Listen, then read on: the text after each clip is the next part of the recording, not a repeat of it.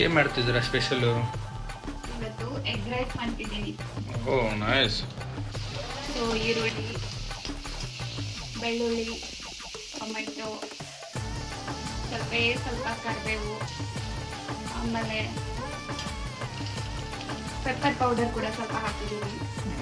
So ಇವಾಗ ಚೆನ್ನಾಗಿ fry ಆಗಿದೆ. ಸೊ ನೋಡ್ಬೋದು ಇವಾಗ ಪಟ್ ಅಂತ ಹೊಡೆದು ಎಗ್ ಮಿಡಲಲ್ಲಿ ಹಾಕ್ಬಿಡ್ತೀವಿ. ಯಾರೇ ಹೊಡೆದ್ರು ಹಿಂಗೆ ಹೊಡಿಬೇಕು.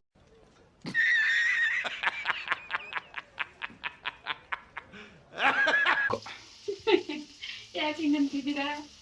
ಅದು ಅಂಡರ್ಸ್ಟ್ಯಾಂಡ್ ಆಗುತ್ತೆ ಕ್ರಿಕ್ ಪಾರ್ಟಿ ನೋಡಿದವರಿಗೆ. ಸೊ 2 ಎಗ್ ಇದೆ.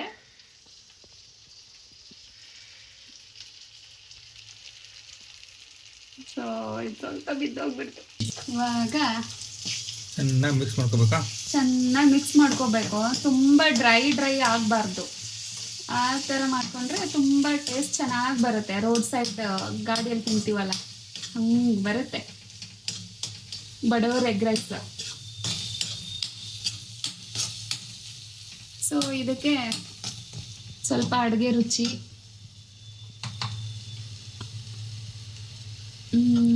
ಸ್ವಲ್ಪ ಹಾಕಬೇಕು. ಆಲ್ರೆಡಿ ಎಗ್ಗಲ್ಲಿ ಇರುತ್ತೆ.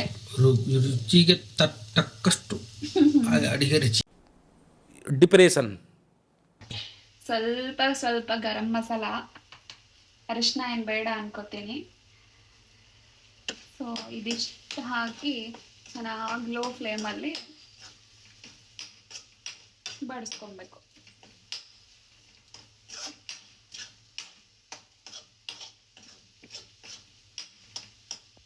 ಹಸಿ ಖಾರ ಹಾಕಿನೂ ಅದರಲ್ಲಿ ಸ್ವಲ್ಪ ಒಂದೇ ಒಂದು ಮೆಣಸಿನ್ಕಾಯಿನ ಚೆನ್ನಾಗಿ ಸಣ್ಣಗೆ ಹೆಚ್ಚಿ ಹಾಕಿದ್ದೀನಿ, ಟೇಸ್ಟ್ ಚೆನ್ನಾಗಿ ಬರುತ್ತೆ ಅಂತ.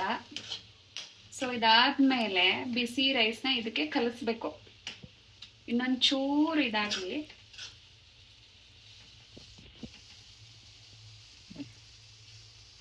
ಇನ್ನೊಂದು ಚೂರು ಇದಾದರೆ ಚೆನ್ನಾಗಿ ಅನಿಸುತ್ತೆ. ಸೊ ಇವಾಗ ಆಲ್ರೆಡಿ ಬಿಸಿ ರೈಸ್ ಆಗಿದೆ. ಇದನ್ನ ನಮ್ಗೆ ಎಷ್ಟು ಬೇಕೋ ಅಷ್ಟು ತಗೊಂಡು ಕಲಿಸ್ಬೇಕು.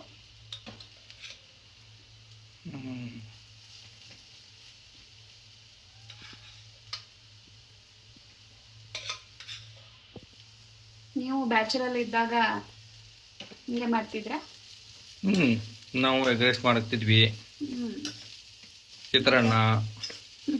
ಎಗ್ಗಲ್ಲಿ ಏನು ಮಾಡ್ತಿದ್ರಿ? ಎಗ್ಗಲ್ಲಿ ಎಗ್ ಸಾಂಬಾರು ಮಾಡ್ತಿದ್ವಿ. ಓಕೆ. ಎಗ್ ಸಾಂಬಾರು ಬರುತ್ತಾ ನಿಮಗೆ? ಮಾಡ್ತೀನಿ ನಾನು. ನಿಮ್ಮ ಟೇಸ್ಟೇ ಬರಲ್ಲ, ಬಟ್ ಮಾಡ್ತೀನಿ. ಎಮರ್ಜೆನ್ಸಿ ಇದ್ದಾಗ ಸರ್ವೆ ಮಾಡ್ಬೋದು ಆ ಥರ. ಸೊ ಇದಕ್ಕೆ ಸ್ವಲ್ಪ ಖಾರ ಮೇಲೆ, ಸ್ವಲ್ಪ ಖಾರ, ಆಮೇಲೆ ಸ್ವಲ್ಪ ಪೆಪ್ಪರ್ ಪೌಡರು ಸ್ವಲ್ಪ ಹಾಕೋಬೇಕು.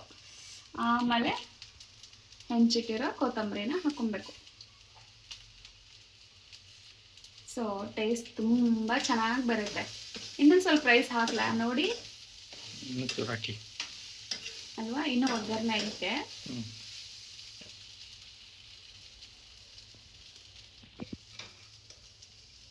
So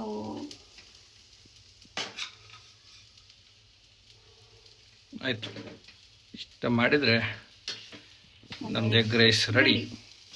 Sunday special egg rice ready ಮನೇಲೆ.